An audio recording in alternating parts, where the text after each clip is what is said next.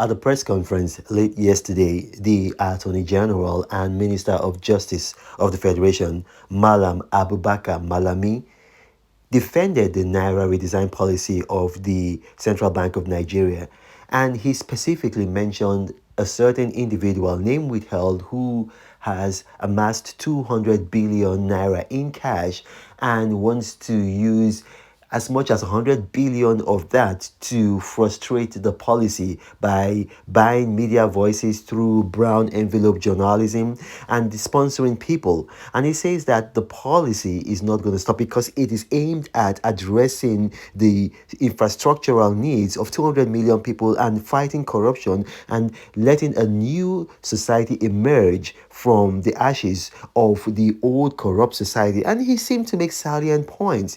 It will be recalled that one of the main persons who has been against this policy is Bola Tinubu. Could that be the 200 billion man? Watch this. Comments in the comment section. The redesign, for that matter, simply because I have succeeded in raising, perhaps legitimately or otherwise, 200 billion,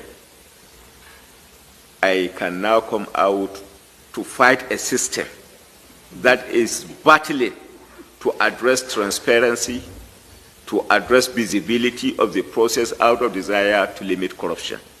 Is it the limitation of corruption that will now translate to having funds at our disposal arising from the transparency and visibility of the system that can be used in the infrastructural development for the benefit of 200 Nigerians that matters?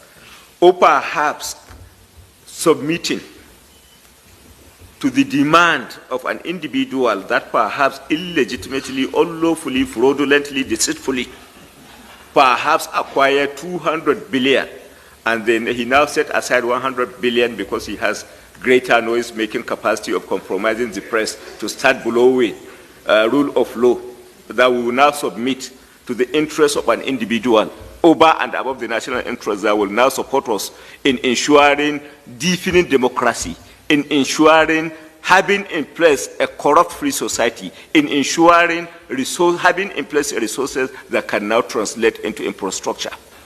So it is about people, limited number for that matter, that have succeeded in having at their disposal resources that they are protecting.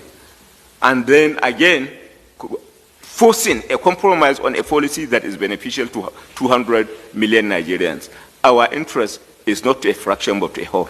And the whole is the Nigerian population of over 200 million and not limited number of individuals that feel a policy should not stand simply because it does not accord with their desires and with what they expect to see operating in the system.